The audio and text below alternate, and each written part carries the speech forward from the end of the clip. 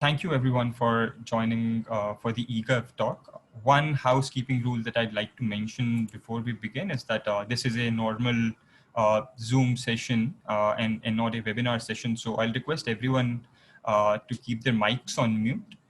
We will have a question and answer session towards the end. So we can have your questions at that time.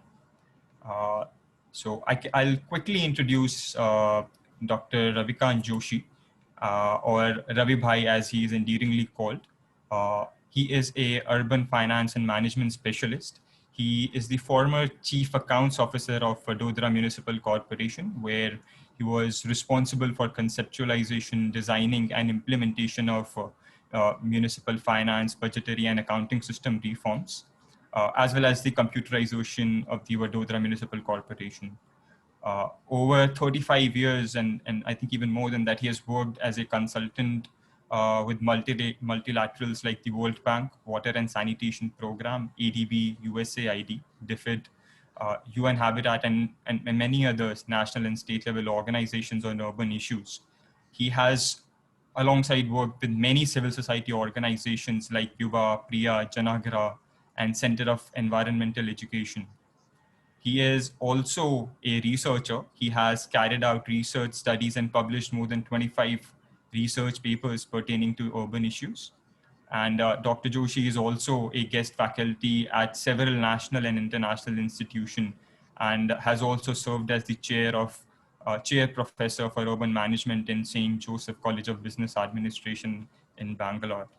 He is currently championing the National Urban Livelihoods Mission within the ministry, as well as with the larger urban ecosystem. And we are very delighted that Dr. Joshi has accepted our invitation to deliver a talk on the same subject, which is reimagining the life and livelihoods for the migrants and urban poor. So without any further delay, Ravi Bhai, over to you. Thanks, Gautam, Aditya, and E-Governance Foundation. I'm associated with this organization when it was conceived, and inception started around 2000, 2002. So it's good, and really I love this topic to talk. And of course, I will be again coming back to you in the next session because they have requested me. So let's get started. I want to quickly go through, in fact, everybody of you know, because recently in this pandemic, we all know the exodus of migrants and the related issues and how government responded to that. And then all of a sudden, all these people, urban poor, migrants and all that, they become visible to us. They were not in our conception, unfortunately, but now they are very much there. And you must be seeing that many governments are taking many steps. Different things are getting announced. We also, I was part of this PM Swanidhi, that is the affordable credit to the street vendors. For the first time, that kind of a scheme has come, and for last 1 month, almost everybody is going for that, right from PMO directly, continuously monitoring. When we look at any urban poor, there are different kind of vulnerabilities which he face, and one need to structure government programs and policies to help that urban poor. And when I'm saying urban poor, migrants are included because migrants are basically urban poor. So migrant issue has additional dimension beside a urban poor who may be in a city and who may not have migrated. So there can be urban poor who is a migrant, or urban poor who has been born and brought up in that city, but has whole life being urban poor. And then there will be a migrant who has come from other place, who is a rural poor or a urban poor in his state, but he has migrated for livelihood to the another city, and there again he is a urban poor and a migrant. So there is a one residential vulnerability. There is a Prime Minister Awas Yojana which tried to sort it out. Then NULM, that is National Urban Livelihood Mission, we look for the shelters for homeless people. Then there is an economic vulnerability, and there again National Urban Livelihood Program helps to get people organized in a social institution called self-help groups or neighborhood groups, that entire initiative. Then skilling program. There is another PMKKY entire skilling program and skilling ministry, but NULM funds the poor, urban poor, to get that skilling. So PMKKY is there for general and including the poor, but they NULM has a specific mandate of helping the financially poor to get that skilling. Then there is a affordable credit, because that is again another solution to overcome the economic affordability, economic vulnerability. And there are different kind of plethora of loan instruments, whether it is a mudra or like that kind of a thing. Occupational vulnerabilities, Ministry of Labor and Employment, Uniform Labor Code for unorganized sector workers. There is a specific act in 2007-8 that is Unorganized Sector Workers Welfare Act, which has not been implemented across the India in a right spirit and in a right manner. Then there are individual state-specific welfare boards for unorganized workers under that act, or state can have its own additional acts. Then there are specific ministry-led insurance schemes, as you know, Jana Dhan Yojana and Jana Arogya Yojana and all such kind of thing. Then social vulnerability, as I said, there is a PMAY scheme. Then in NULM, we do the formation of the SSGs, which overcomes the social vulnerability. Then Ministry of Women and Child Welfare led targeted approach on gender-based welfare programs, and Ministry of Health and Family Welfare targeted approach towards the health measure. In fact, there are 24 safety net cum welfare scheme of Government of India, covering different aspects of vulnerability. But the issue is there is a lack or no integrated approach to address urban poverty.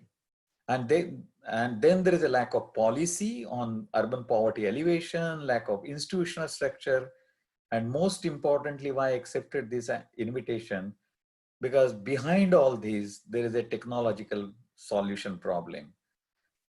We have so much great examples of our technocrats, particularly IT technocrats, coming out and specifically solving the problems of data and the delivery of the service and all that.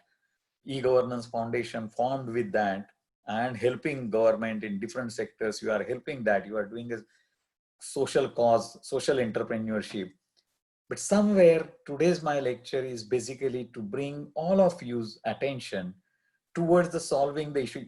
And here government may not come to you, but it is we all who will need to volunteer. I'm not a technical person, but we all, I am saying, need to approach with the solutions to the government to overcome the life and livelihood problem of the urban poor and migrant. So that is the base and that is the objective of this talk with you. That is the real crux which is missing, that we are not being able to integrate. You can see this another next slide. In fact, we do not have a common standard national definition of identifying the urban poor. Every state has a different definition, different records are utilized, and still each and every urban poor is not covered, because most of these things are static in data. It's not dynamic. And we have such a tragedy that even if you notice that there is a urban poor, by all account, he is urban poor, and being a good person, you want to help him, you will not be able to register him as a urban poor and get the benefits to them. Why not you? But even government officer, even if I or any joint secretary of Government of India goes, he will not be able to do that. Take example, BPL cards. In fact, below poverty line cards are in many places that data is 10 years, 15 years old. It has not been revised, because every time if it's a political decision and you go for that, and then it will open up the hornet's nest, because what is happening that immediately then there will be plethora of the problems as you open it, but in that, so state governments don't go for opening it. It's a political decision. Even ration cards.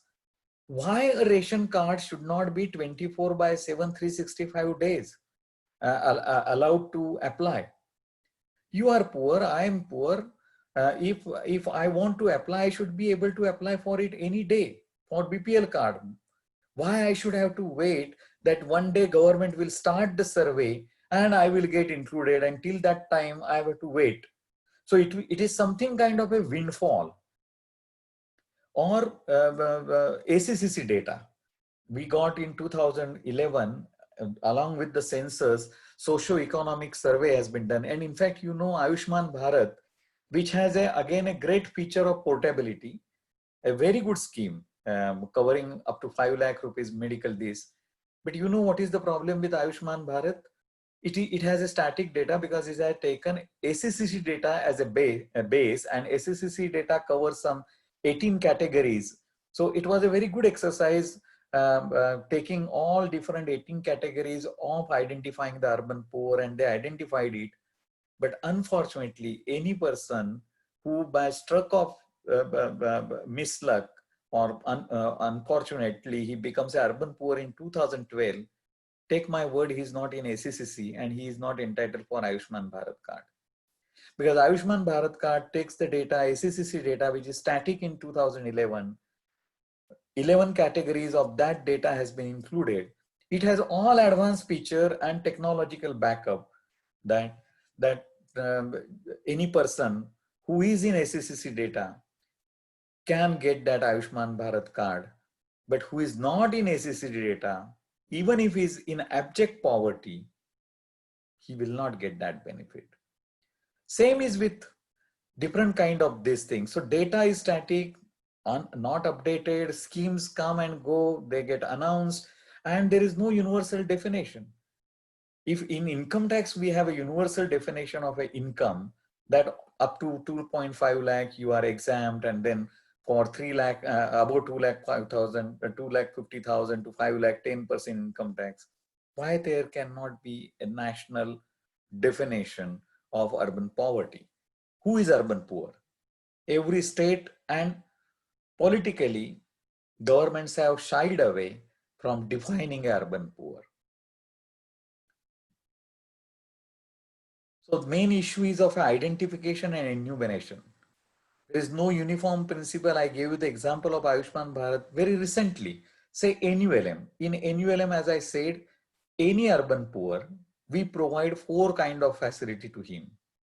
One is social mobilization, means federating them into social mobilization groups or neighborhood groups, and then providing them the skilling. So any unemployed urban youth want to reskill him or want to skill him, he gets completely that skilling program free of him. But if he belongs to the same state, in each state, each and every urban poor is entitled, and across all the 3,000 or 4,000 cities, NULM is implemented. But if you have migrated from Patna, if a 14-year-old boy has come to the Mumbai or Bangalore and has been doing, say, in restaurant work, simple of cleaning the tables and all that. Now he desires or he wishes that why I can't do a steward, food stewards or that kind of a skilling program, which is there in NULM and free of cost, so that I will improve my economic viability and my earning capacity. He can't do it because he is from Bihar. If he is in Patna or any city of Bihar, he is entitled for NULM skilling. And similarly, if any urban poor of Mumbai can take that course, so in one restaurant, if 2 urban poor urban youth are working unskilled and want to approach for any skilling program, there are plethora of skilling programs freely available, but Mumbai urban poor, because of his domicile status, will get it, and this person will have to go back to the Bihar. So portability is the biggest issue. In all these schemes, identification, enumeration is the first issue, and second issue is of a portability. Very recently, you must have heard that our ration card has been made portable after almost 10 years of discussion and all that. And luckily, this pandemic gave flip to that. There may be some ground level teething problem, but what finance minister has promised that from 1st January or at the most, let's say 1st April 2021, each and every migrant will be able to get his food distribution benefit across the India in any corner of the India if he is. Same is, you can see PMY is based on EWS and LIG category, and every scheme has a different threshold.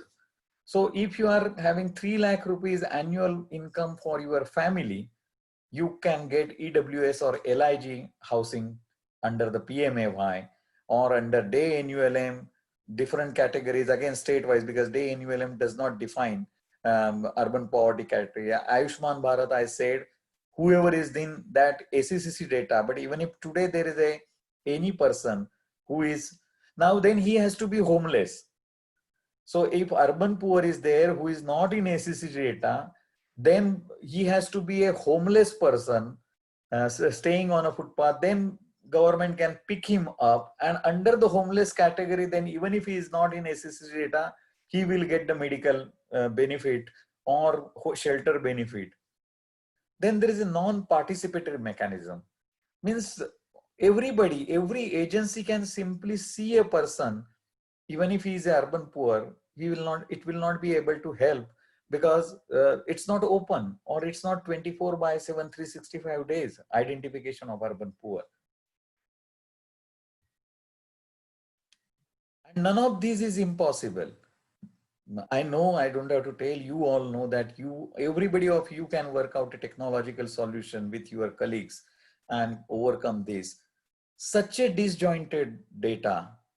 Each and every scheme enumerates, identifies, though it is made for urban poor, differently with different criterias, and this data is not speaking. And therefore, we do not know how many exactly urban poor we have. Probably government may be knowing if they have run any program in the backup, but it's not in public domain. So PMAY housing program will give you a different set of number of the people, beneficiaries of PM housing scheme, that these many people are EWS and BPL. PDS system, that is ration card, would give you a different BPL. ACCC data will give you a different this thing. Then Jan Dhan Yojana will give you differently. Jana Arogya Yojana will give you. So, I as a layman, I don't understand why this person cannot be triangulated. We have Aadhaar data, we have BPL card data, we have NFS card, that is PDS distribution card, then housing scheme, and all such can be triangulated, and a person can be mapped. But as I said, there is no enumeration criteria, systematic, national, universal. Then identification is a problem, portability is a problem. Next problem is a disjointed data set across the programs, which are isolated in silos. And this is all, and last crux is the domicile requirement, and everything is linked to the domicile status. And then at political and social level, he's outsider. He should not be. So there is that kind of a pressure that people should not come into Bangalore, should not come into Mumbai, should not come into Kerala, in Punjab. So there is an anti-migration mindset, which may be probably under this. So that's an additional dimension. So there is a blind spot in the data. And because of this, the poorest of the poor, vulnerable populations like sanitation workers, even still we have manual scavenger problem. Why it should be? Having such a Swachh Bharat mission wherein it is claimed that almost 66 lakhs individual toilets has been constructed, 5 lakh community toilets. Yes, they may have got constructed, but why still there is the issue of manual scavengers or sanitation, rack pickers? Nobody has thought of integrating rack pickers. In fact, I don't know whether rack pickers have the Aadhaar card, whether rack pickers have the other social benefit welfare. We every day see them. But neither government nor organizations, we can't say that each and every rack picker in India, he may be doing a rack picking job, but he is in data set and he is covered by the essential for which he is eligible welfare and safety net scheme. So plethora of the schemes, such a big institution, so many technocrats, bureaucrats, experts, everything we got. But at the same time, the issue is that the poorest of the poor or the person at the bottom of the pyramid, not covered. I haven't brought another issue, but I know there are nomadic people who semi-nomadic, not now completely nomadic, but this all semi-nomadic pastoral people are not even in voter list because they move from one city to another city. They stay 3 months in their main village, but they are not in the main village. They stay on a outskirts of the village and they move around. And it's not a small number. It's more than 50 million people. Similarly, homeless people, staggering number, rag pickers, transgenders. So all these people, our data capturing systems, our schemes are not able to cover. And because they are not covered, see, simple thing, why migrants were invisible to the political decision makers? Because they don't have voting right in the city in which they are working for 8 months, 9 months. So naturally, they don't have any demographic pullover. They do not have any demographic asset.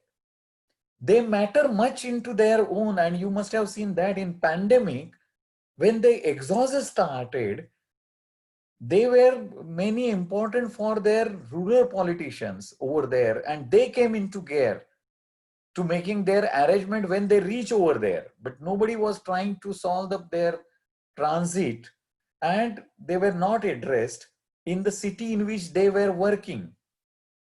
So there was an attempt in the NULM 2 years back, and I will say that sanitation workers and rag pickers SSGs are getting created. Transgenders SSGs are getting created now, but it's a drop, it's a beginning. So I continuously said invisibility of urban migrant. Till this COVID, the figure is staggering, but we all were getting benefits of it. We never known, were never bothered that yes, they are living here, and if they are living in the city, how they are living. Invisible in the census also. In national sample survey, NSSO data doesn't capture, census doesn't capture. At the moment, now each and every migrant data hopefully is captured, but it hasn't come into, because they were put into the camps in the cities. Then each and every migrant was registered while transporting back. Then they had to report when they reached to their native place. So even today somebody works, and I'm sure that data is there with the government. Now each and everybody's Aadhaar number and everything is mapped. And some states have now come out with the Migration Commission and such kind of initiatives which they are created. This entire data collection can be done, and with technological solutions, we will be able to find out that who, and we can do it's their migration mapping entire thing. But unfortunately, that's the frontier, and today's talk is basically to request you to bring to your notice that this is the something our country need, and somewhere we will have to volunteer on our own, because this data is again sensitive. In fact, each city, each district collector has mapped number of the migrants. Each and every migrant this time, when he threw away the invisibility of him, he made a statement. I really fascinated by the kind of thing they did. They simply started walking and removed this 50, 60 years invisibility. Without speaking any word, what a statement. And we all are talking now. Everybody of India had to take a note. So it is something kind of a very Gandhian, just such a kind of a social event that they simply started walking without saying, and then media did the rest, and it reached to each and every nooks and corners and the consciousness of each and every Indian. So they are excluded from schemes, enumeration, almost more than 10, 100 million to 180 million, but there are different kind of migrants. In fact, one way we all are migrant, and we are new kind of urban nomadic migrant, highly mobile, moving from one lucrative job to the another lucrative job, and one city to the another city. So in a one way, we are also migrants, seasonal migrants we are going, but only our difference is that we are seasonal, that we go for 2-3 months onshore job to the US, Canada, or I, for example, for last 20 years, I used to call jokingly myself as an urban nomad, because for last 20 years in my urban consultancy, I visited more than 100 cities of India and worked over there. So I will go there for 10 days, 15 days, 20 days, repeatedly visits. Migrant, but privileged migrant. And then there are other migrants. So at least this recent data, the exodus shows that, again, there is no data in public domain placed, but estimate is that around uh, uh, 20 million to 30 million people migrated back to their native places. So that is the situation. The definition is the person who is, this definition is not new to us, because all NRIs knows that if you are 180 days outside India, then you are a NRI. Similarly, the person who has stayed away from the village or town for a period of 1 month or more, but less than 6 months, he is a seasonal migrant, correct? Sometimes they stay even for 10 months and go for 2 months back to their places, correct? The way marine sailors come back with a 2 months holiday, or military people. But our Indian statistical system is not designed to capture such a temporary migration. 2-3 years back, this economic survey has said, looking at the railway traffic, and they came out that some 10 million seasonal migrants are there, who at a seasonal end come back to the village and go again back to the urban, and they derived that through the analysis of the your railway data, railway ticketing data. Good effort, but the question arises that why we need a mirror for a bangle in your wrist or your wristwatch. To see the wristwatch, you don't require mirror. This is again a old, but we all know where the migration is. But now it has become more complex. It's not that. There is an intra-state migration, which is also a big one. Correct? Then here Punjab is not shown. It is not only urban poor, but there is a rural to rural migration. Entire Punjab, the farm laborers are coming from the Bihar and Odisha and other West Bengal.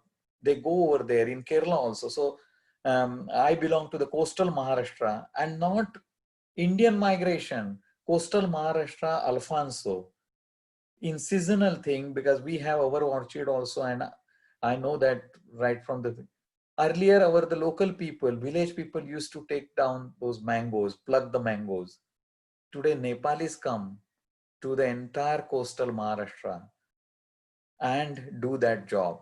So there is a migration from rural to rural, agriculture to agriculture, not only urban, but at the moment we are not covering that. But yes, one will have to address technological solutions for that migration. So entire mapping of the migration, whether it is happening for urban areas or rural areas.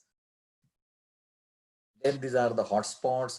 This PPT is going to be with you, so I will not be spending much of the time. And then construction sector is the main area where there is then domestic workers, textile industry, brick kilns, mines, quarries, small manufacturing, forging days, then those people who are doing this cutting of the metals and all those things, agriculture and food processing, head loading, and hotel dhabas and restaurants. This again tells you which scheme covers whom or migrants. And you can see that most of the schemes are not covering migrant. because the eligibility criteria is such that migrants are not covered by all these schemes. Particularly PM Awas Yojana, you are not covered.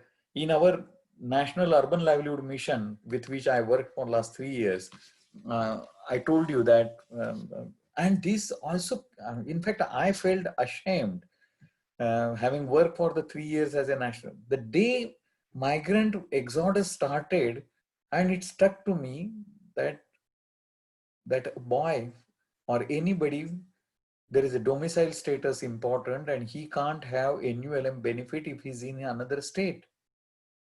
So I must admit that I, having worked for the 3 years NULM till the date this exodus of the migrants started, and when I started thinking about this migrants and issue, I realized that the scheme with which I worked as a technical team leader, but I also miss that because our mind is conditioned to overlook these things, and we have never been exposed to this. So it's going to be with you, so you take a time to look at it. So two issues in labor migration: one is mobility and another is a informality. In fact, you also know that out of our entire employment level population, or all the working class, whoever is doing any kind of a job, 90% is informal. Only 10% people are in formal job. So our entire economy and entire labor market, informality is not new, but disinformality. So one way now I'm also freelance consultant, means being an informality, not in a formal job, correct?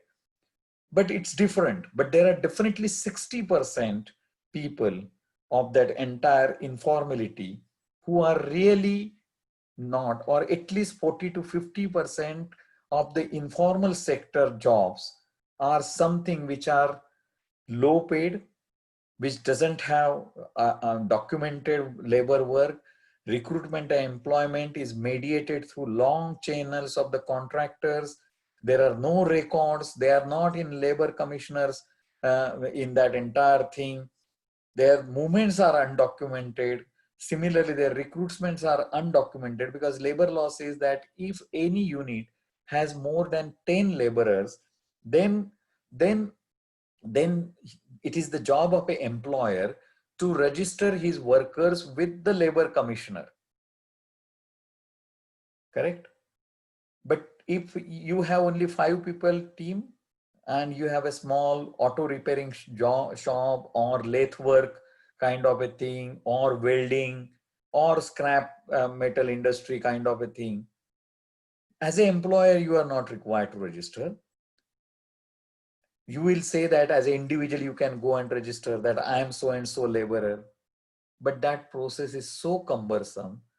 And some places that process is not available. Means you can't go and register yourself unless until that kind of a system. And that's a shocking thing. You and me don't require registration. That's a different thing.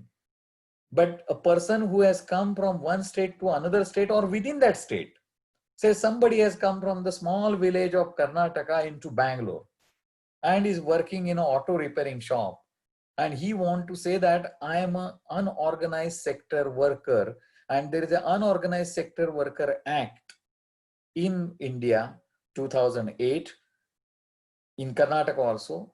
Register me as an unorganized sector worker and give me benefit, safety net, whatever, insurance, medical and all that. You will not be, because that act is a national act, and again state has to come out with the scheme. Let me give you example of Gujarat. In Gujarat, welfare board has been created, but government of Gujarat has come out that the 4 categories of the workers, unorganized sector workers, will be entitled for the registration. Street vendors, and that scheme is applicable in 4 cities.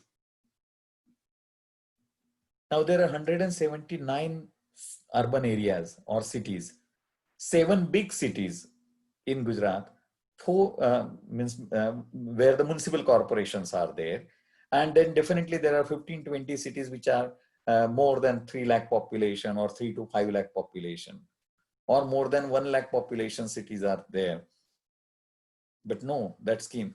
So even if there is a unorganized sector workers welfare act, national act, states have implemented in a very partial manner for certain professions. So in Gujarat, if you are a domestic worker and you are from the within the state from another area, you are not entitled for the registration because that scheme has not been made applicable. So even if you will go to the labor commissioner officer or labor commissioner office, you will not be able to do self-registration. So there is a urban exclusion is so stark and manifest in itself in many fronts: social rights, urban public provisioning. Where these migrants are staying, they stay in the slums.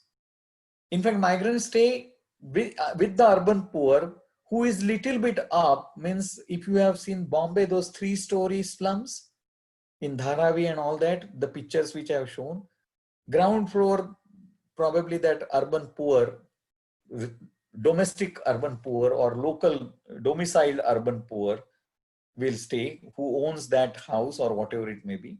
And on the top 2 floors, this migrant urban poor will stay. So to sum up, there is a limited portability of social right.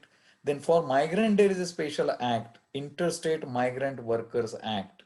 Essentially says that it is the contractor, labor contractor, he will take the people from one state to another state and he will seek the permission at both the places.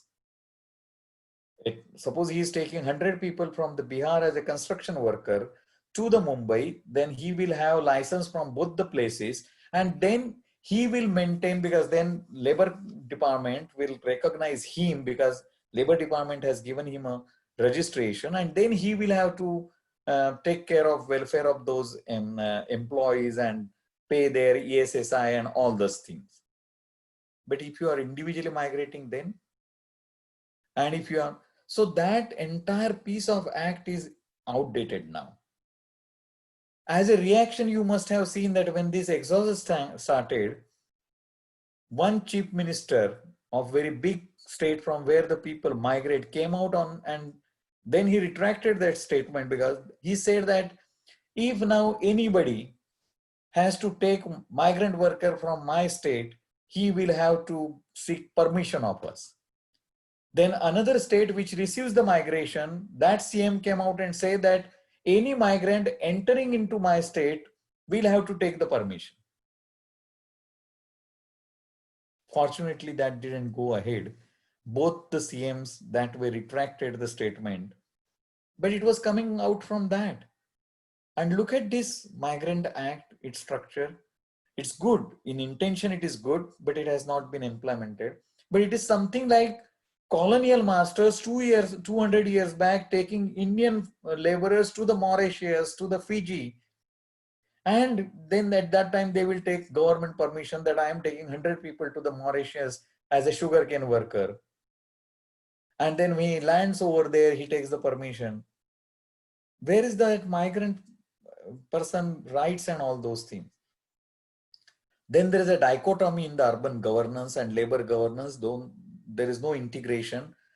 Labor department is woefully so short of, it's not their problem, but they are institutionally so short of the bandwidth that if tomorrow we take a job of registering each and every informal sector worker under different professions, they do not have that.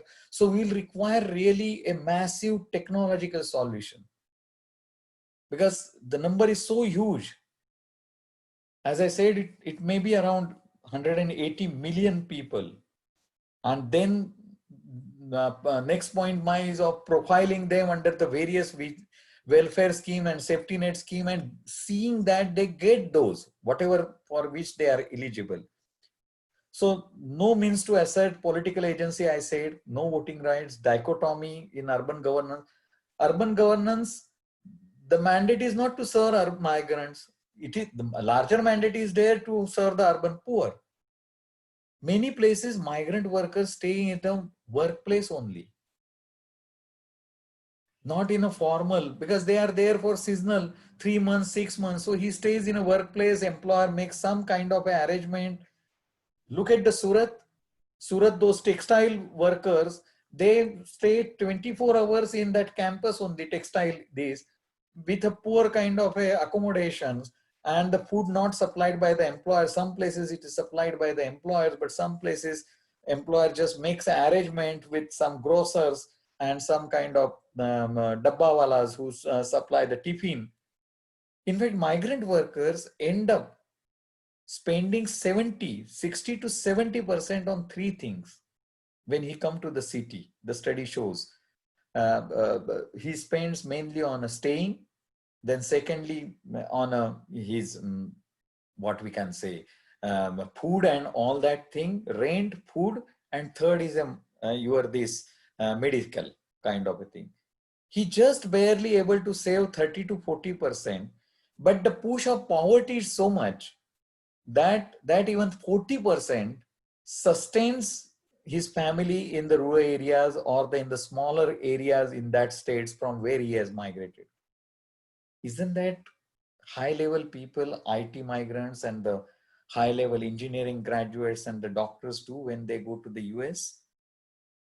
In fact, one of the large chunk of foreign exchange India gets, you all know, from the repatriation money, repatriation dollars, we get that money.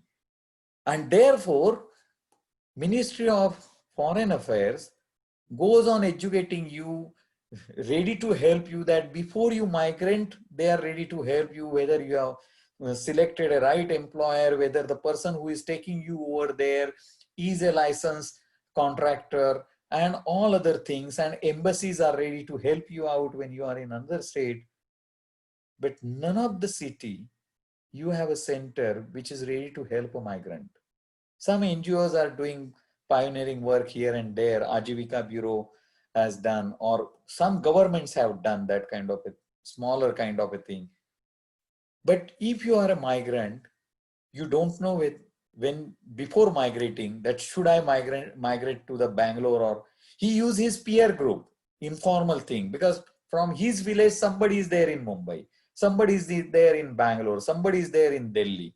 And always remember, migration is a very selective, conscious activity of human being. And entire human civilization become possible only because of the migration. It is the instinct of the migration, it is the urge to migrate that really spread entire people, entire human civilization in different corners of the world. And today's civilization become possible only because of the migration. And even today, it is the migration which is really helps cities and entire economy. But they do very low hazardous work, mostly unskilled. As I said, no opportunity for advancement in value chain, very rare examples. Means he will start as a laborer and become a mason and like that kind of a thing. It takes 20 years to become a mason. Though there are now skilling program, there are courses, no recourse to the legal aid, and weak enforcement and regulation of workers' rights and the entitlement, because they are not registered at all. In fact, they are not considered fit for registration because scheme is not there. Many states do not have registration for domestic workers. And in each of our house, there is a domestic worker, but we never have asked that, are you registered? Are you getting any benefits? Because as we also know back at a subconscious level that as soon as they are registered, or if they are somewhere, we may have to give them weekly holiday, or we may have to give insurance premium. We don't know, one day government will bring in that kind of a thing, that being an employer, you have to pay her Arogya Bima Yojana premium. Anyway, so these are some of the issues. As I said, political class has ignored due to their mobile nature. They don't find any place to, even trade unions have not recognized these migrant workers. Then there is a low interstate portability. And finally, we all ignore. That is the point I was making, because it was not our concern. It was nobody's concern. Capacity, I said, ULB and Labor Department both are woefully short. So we will have to have technological options to overcome that bandwidth problem. The capacity can be increased by creating different community platforms, sensitive city managers, sensitive labor managers, then implementation of 74 concepts. So lot many things can be done. Area sabhas, ward committees. Many of you may be knowing the work of Janagraha. So, sir, and there are many that kind of Praja, Lok Satta, many organizations who are working on a grassroots democracy in urban areas. So they all come together, like eGov Foundation, technological, social entrepreneurs come together. Then we have some hope of solving this problem. So there's a need for integrated approach to work with the urban poor and migrant, lack of universal criteria. So we need universal criteria, definition, enumeration solutions, and portability solutions. Even the urban poor don't know about the benefits and what they are entitled. So there is an information asymmetry, and therefore they are not able to. I'm going to give two examples, but I'm very happy I was able to conceive those, and then it worked. And then overall weak institutional and individual capacities, labor department, ULBs, and everybody to ensure. So machinery is woefully short. Some governments have taken recently some solutions or the response, but it is all knee-jerk response and again isolated. Now every state who have sent the migrants or from where the migrants go away are saying that we will create a job portal, migration commission, and then UP and Bihar and MP, Uttarakhand, stating that we will see that each and every migrant get work in their state.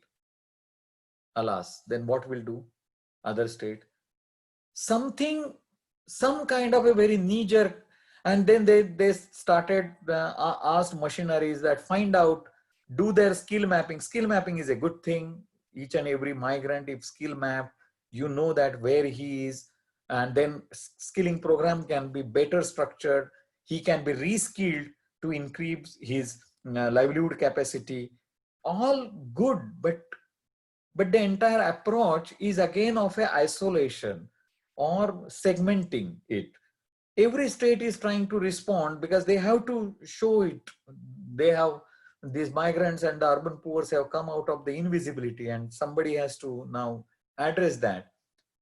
Other states where migrants were coming, they are facing problem, and we all know that there is a shortage of the laborers and all that.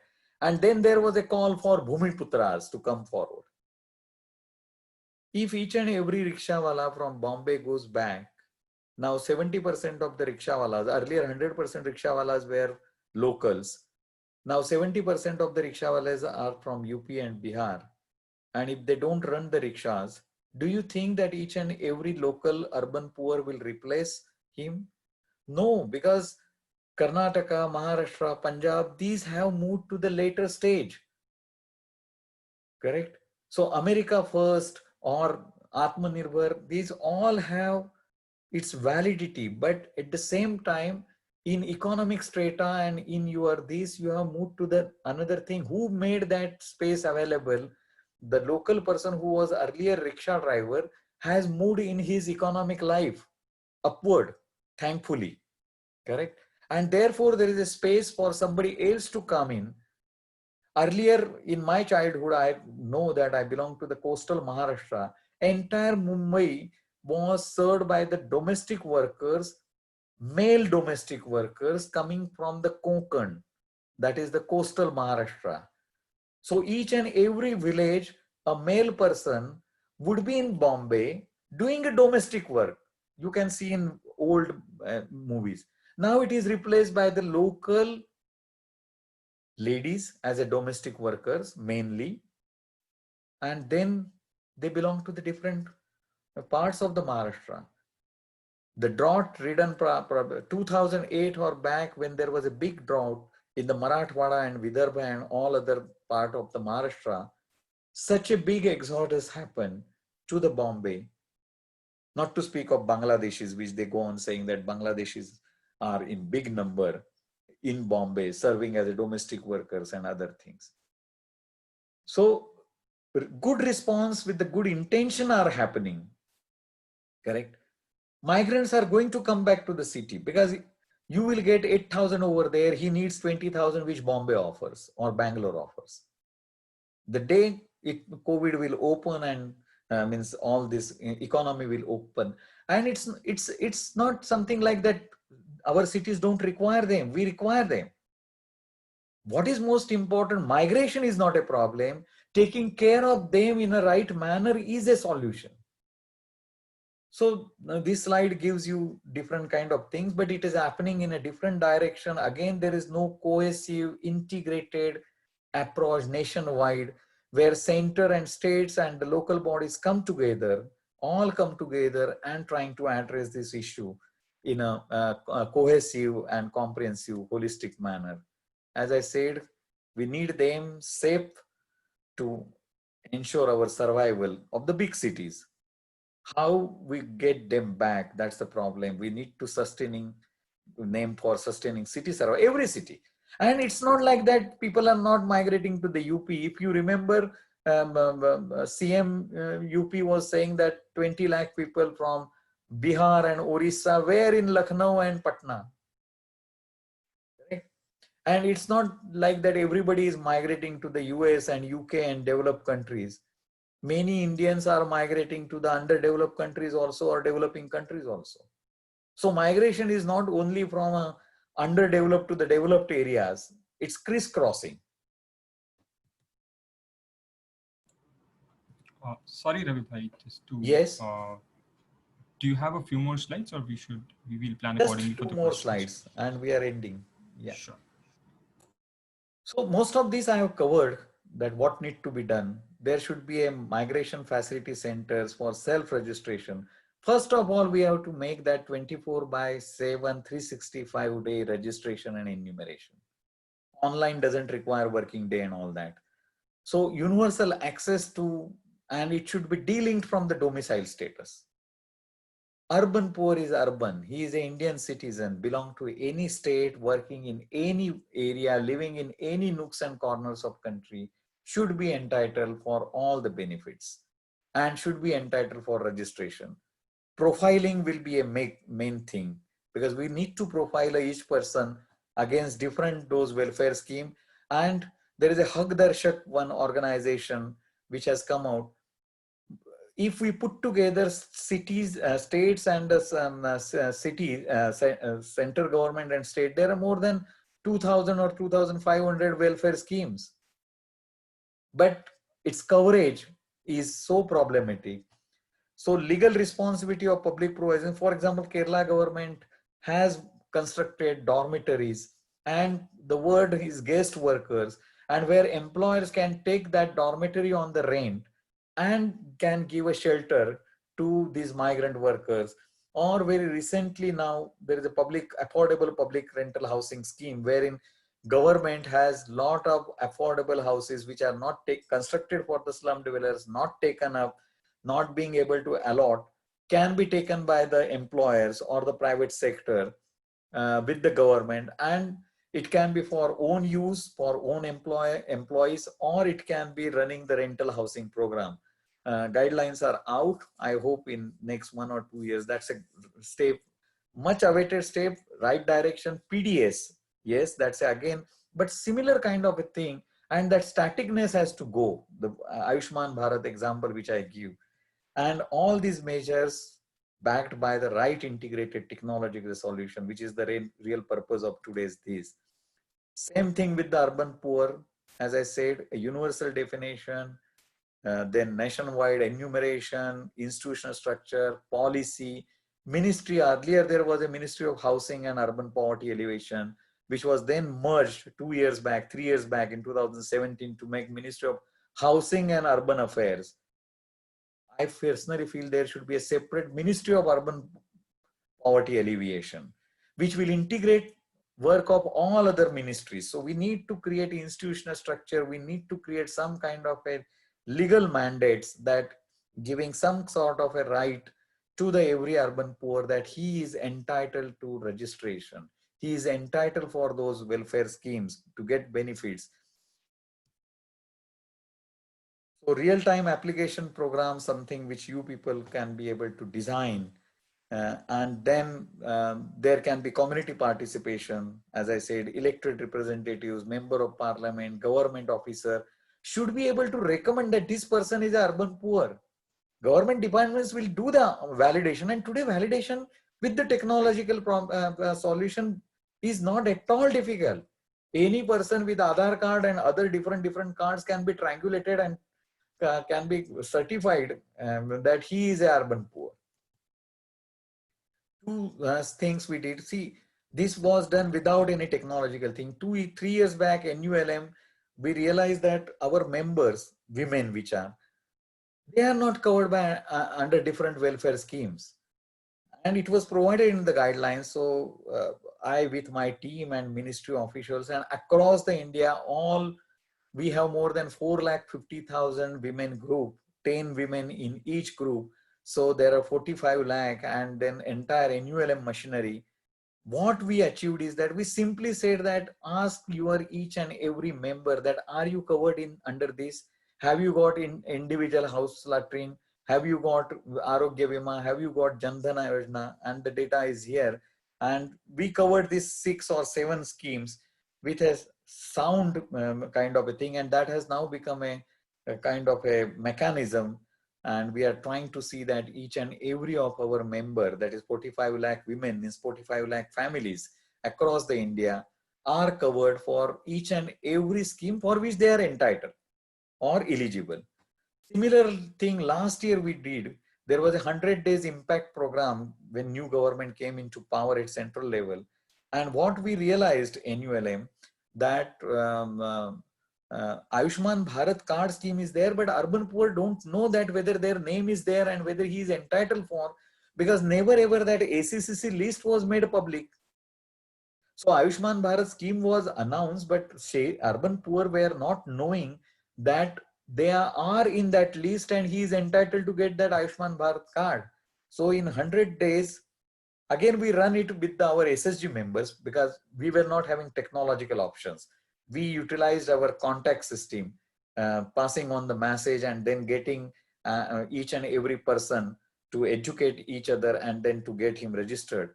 But we got health checkup done, we validated beneficiaries 2 lakh, and in that 100 days, we got 2 lakh people actually issued with those Ayushman Bharat card.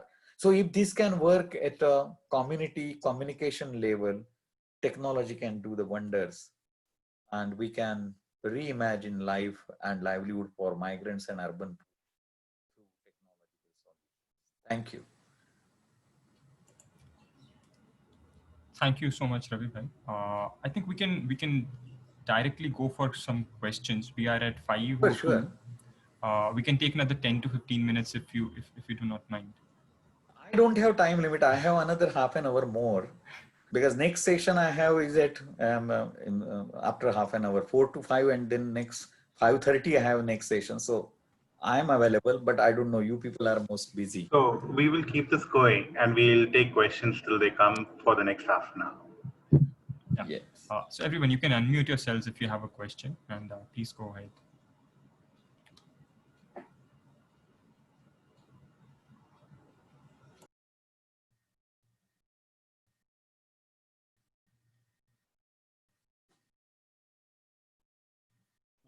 Ravi ji, this is Viraj Tyagi, Eager Foundation. Thank you so much for your really inspiring talk and giving us an overview of this. This is really a lot to take in. And we've been thinking quite hard in our organization in terms of, should we be happy with just building a technology platform, or so we are increasingly saying unless the last person in the smallest city is able to, leverage that, maybe not directly, and avail of the services, what we're doing is it's questionable. It has some value, but is it really delivering value to the most people who need it most? So my question to you is, what would be your,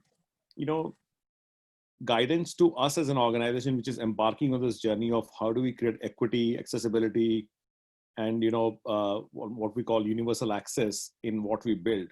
What would be 2 or 3 things you'll say to us in terms of how we should approach it? Technology is one part of it. As a organization, right? Because you've done so much work in the field. What would you say to us? I'll be very interested in hearing that, Raviji. No, it will be a combination of all the 3 things. One, technology, like you people, working with the government, means appreciating the government, giving them the solutions. So we have to be proactive. And then, as I said, no, the enumeration has to have a community participatory angle. And therefore, one suggestion which I have already given to the government and which I have said is that each and every person should be able to recommend another person as urban poor. See, in village, it happens very nicely under NRLM, National Rural Livelihood Management Program, where entire village can, and village is a small entity, 500 families or maybe 1,000 families, but those 1,000 families in Gram Sabha can say that these are the 20 people who are poorest of the poor and should get all the benefit. So all those PR, but that can work in urban areas also. You may have to have little bit checks and balances, but we need to create, so technology solution need that kind of a thing wherein you participate with this Janagra and such kind of organizations across this, and on another side with the government. And then if 3 people work to this, then somebody has asked rightly that even though so happened, we know how government was off the mark or off the foot while addressing the migrant transfer issue or providing them the transportation facility and all that. So we need to put that kind of a pressure, that kind of appreciation. There are well-meaning people, but somewhere we are thinking in silos. So it has to be a universal kind of a thing. And then all the 3 sections of the society, government, technological provider, and the social institutions, different kind of collectives, people collectives, they need to come together for one common cause. Thank you.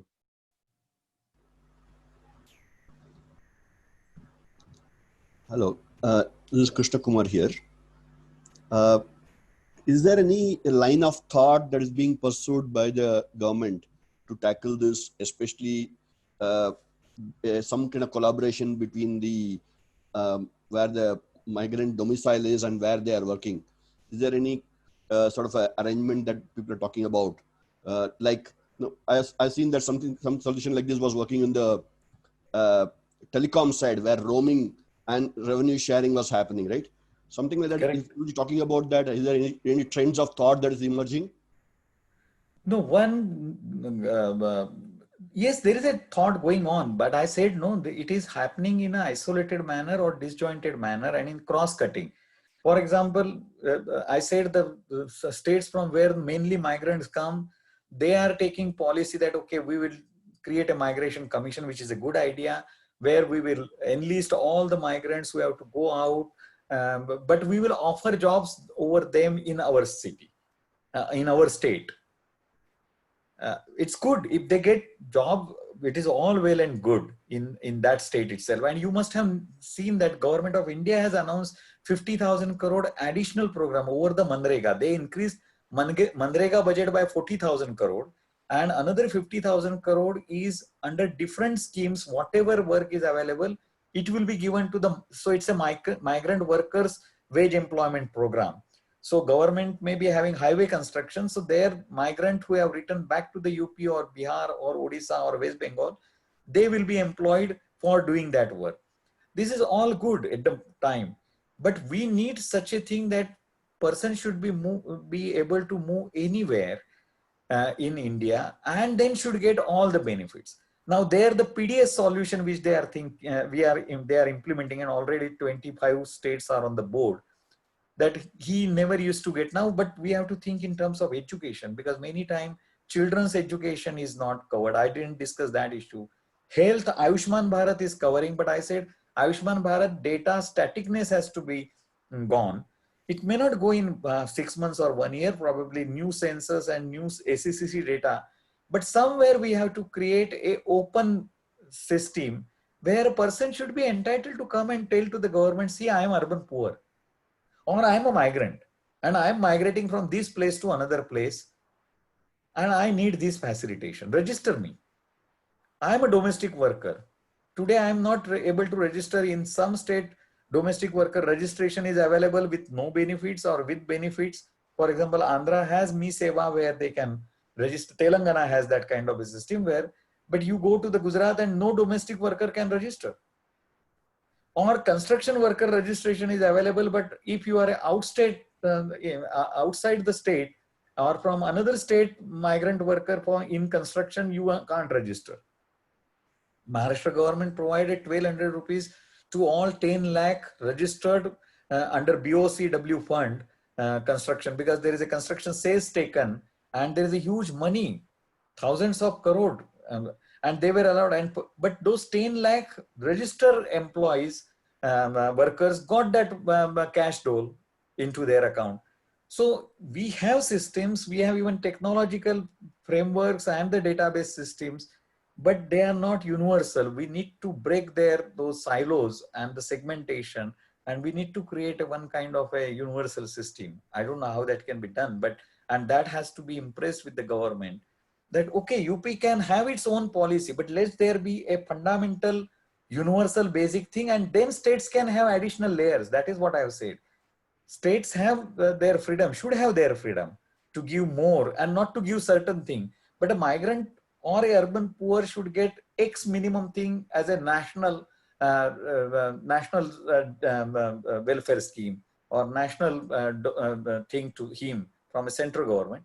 Top of that, each state can give something additional. Dr. Joshi. Yes. Good evening. This is Akhila Shattas from CIFA. My God, Akhila ji, aap hai. So you did nothing new for you. No. They were very, very illuminating. I'm just wondering, there's been this recent talk about urban wage employment initiative, and some of the state governments have actually rolled it out. And Yes, we're all looking forward. What is the traction on that as far as the present government is concerned? Can it be done not same as Manrega, but can be adapted? Manrega can be adapted to the urban context, and we can get out of this trap of uncertainty, because there are so many really destitute and very marginal poor. So what is your view on it, and how should we go about engaging the government on this?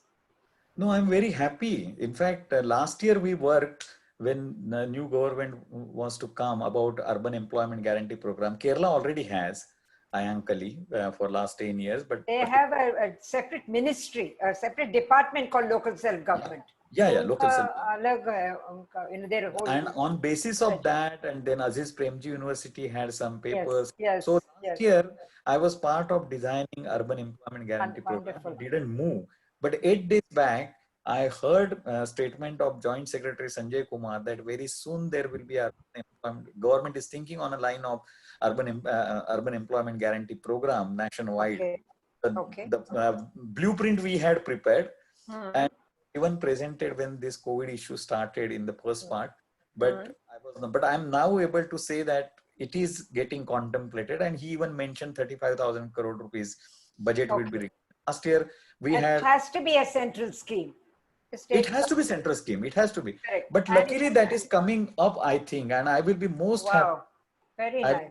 Because I was part of it. But meanwhile, you know that Orissa has announced the urban employment guarantee program. Another state, I think. Himachal has. Kerala already has. Yeah. Correct. But again, there has to be a national program and it should be integrated. So like a Manrega, there should be a urban employment guarantee program across the India with additional layers by the state. Yes. But fortunately, civil society is also 15 days back also, nobody was talking about urban, and naturally being working with the government, I can't speak. So you must have participated our earlier Gates Foundation webinar and another webinar which I had with the INHAF, and we also had discussed with the Ajivika. I didn't mention that, but now officially Joint Secretary has said in the press that contemplating, and that will be a good initiative. But again, it will require a technological solution, because there, where I have differed, and I don't know whether that suggestion will be taken. I said it should not be only limited to the local government jobs the way it is in Kerala. The improvement was that even Walmart, or Walmart is not there, but say your any mall which are there, Central or all those, or even private sector industry should be able to say that I need people for 15 days, or I need 100 people for 20 days, correct? Whether Swiggy, whether Zomato and all that during seasonal time. So the portal should be such where not only government job, and in Kerala or in Manrega, it is only in rural areas. Public Here service. I had said that in urban, each and every government department should quote that this is our requirement. All private sector should be allowed on that portal to put their demand. So I was trying to demand side. But there is huge scope actually in the urban context, Yes. Joshi, to improve public service also. In fact, I wanted even social sector. And women particularly can be made, are skilled in all of that. Child care, all kinds of care and support, So the government has to step up that entire process. So new urban employment guarantee program, what I had thought that it will have demand from each and every, even social sector, correct. Anybody, university, all will be putting their demand on that web portal, and there will be a supply side, that is all workers, migrant, urban poor, whoever with his skilling should be there, and then that matching happens and he gets the job under the urban employment guarantee program. If it is a private sector will pay at whatever agreed minimum wages. Social sector, in government there will be a fund which, like Manrega, under the vertical of the government of India budget, states can an additional, and for not for laborer but those who are required at the skill level, even like Manrega there is a budget for each scheme has to provide. So if PWD hires, then the PWD utilizes them and pays, and that money will not go from the main urban employment guarantee program fund. Yes. Okay. Sir, actually, I do have a question. Sir, I am from Bhubaneswar. My name is Sanyas Kumar Behra. I do have a question. Yes. Sir, this is regarding livelihood opportunities of persons with disabilities under both the urban and rural livelihood mission, and earmarking of 5% of budget as per the mandate of the Rights of Persons with Disability Act. Whether that is happening, because even the website, while I was trying to conduct a skill training under National Rural Livelihood Mission, there was for fast clearance there was a requirement of driving license. So being a visually impaired person, I don't have a driving license, so I could not enter into that website to apply for conducting a skill training for my persons with disability who are in need. So is there any special programs you are carrying for livelihood of urban and rural persons with disabilities, and you are marking specific 5% of funds as mandated by the law? See, law and rules are there which provide that, but at ground level implementation has a problem. And I said some places such kind of eligibility criteria. So one will have to look at and remove them, because we have created so many eligible criteria, some sensible, some not sensible, and they need to be removed. So that is ERP kind of a thing. And when you consolidated that kind of things, funds are provided, even in municipal budgets, funds are provided, but monitoring actually that benefit is reaching. Issue is of not schemes, issue is of different kind of eligibility criteria, segmentation, and the things not reaching up to the people, because there are problems in the access and information asymmetry, even people not knowing it. So we have to overcome on all these problems.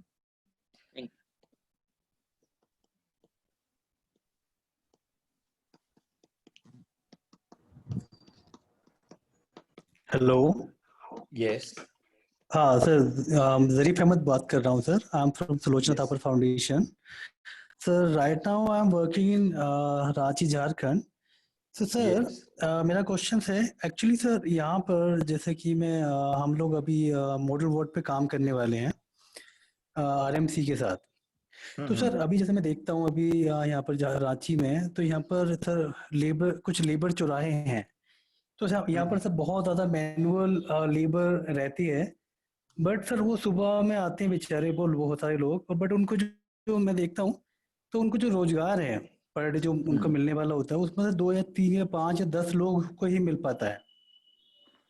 तो क्या sir कुछ ऐसा कुछ portal मतलब है जहाँ पे इन लोगों को रजिस्टर किया जाए?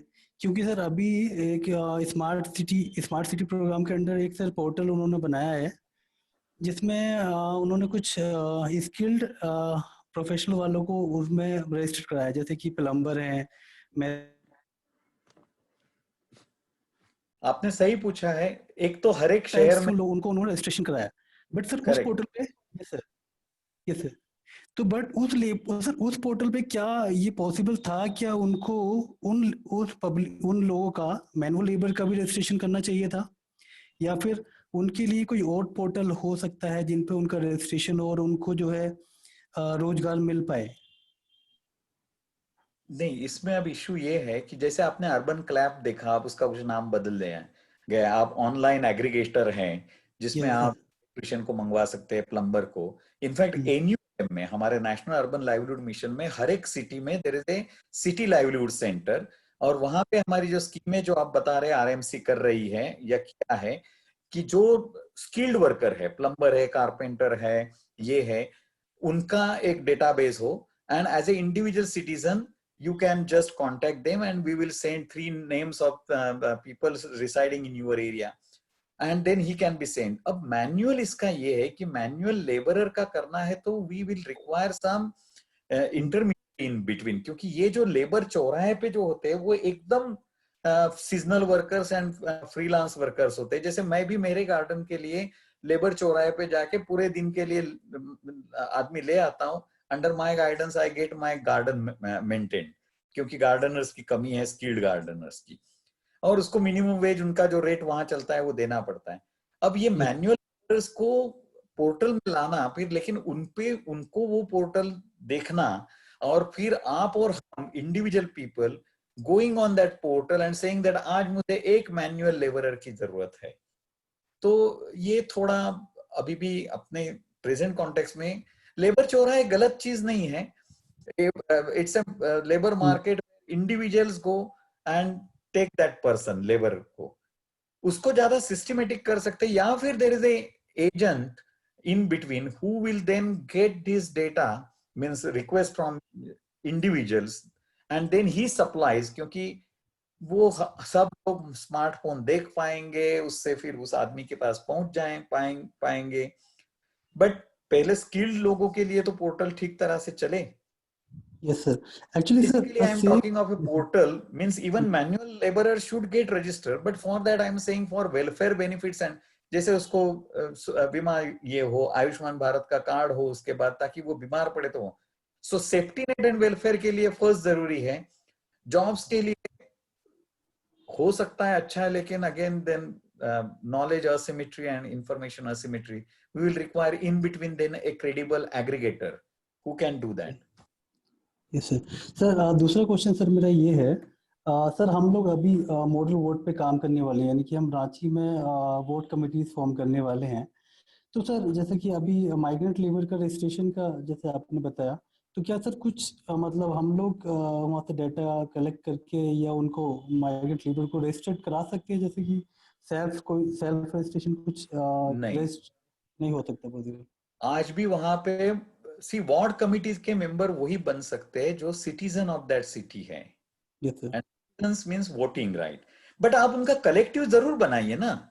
For example bringing all the migrant together, forming their group, and then आप ये करिए कि झारखंड में लेबर, यानी जो अनऑर्गेनाइज वर्कर्स एक्ट है, तो लेबर कमिश्नर के वहां पूछिए, लेबर ऑफिसर के पास, कि आपके का क्या रजिस्ट्रेशन हो सकता है, और हम इनको बेनिफिट देना चाहते हैं, safety net and welfare benefit.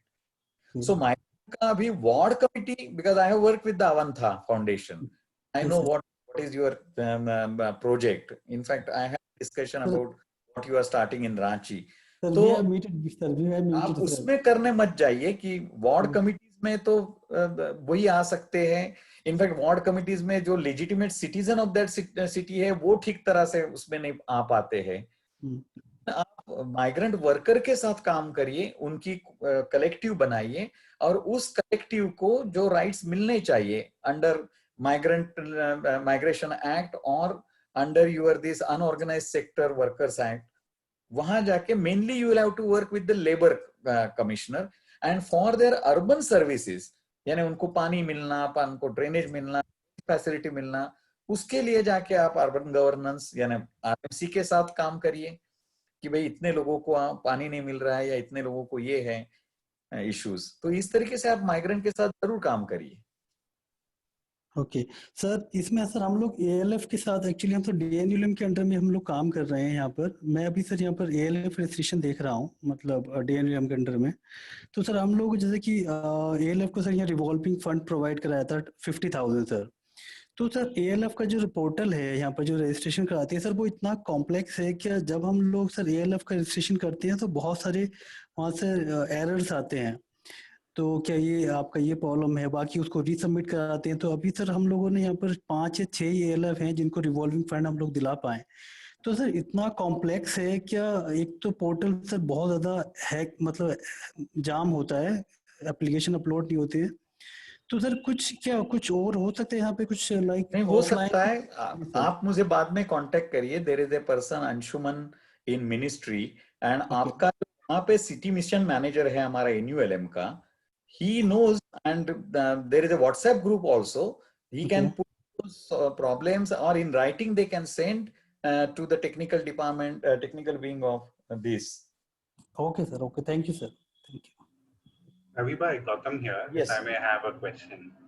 Yes. So you were mentioning that within NULM itself, you've created a large number of collective self-help groups which are well connected right up to the ministry, so Correct. that you can coordinate this work. One of the elements I was wondering is, वहाँ पे आपने कोई technology use किया है और it's still on WhatsApp?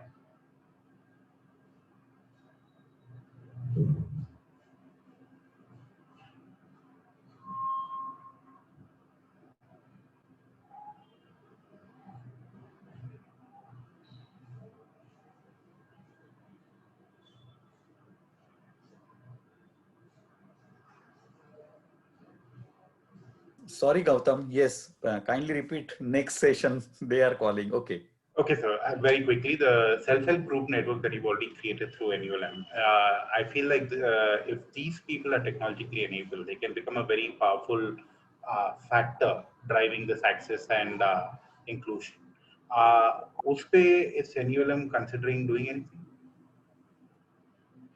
No, I gave you the example. No, we utilize those self-help group people, but can't register urban poor.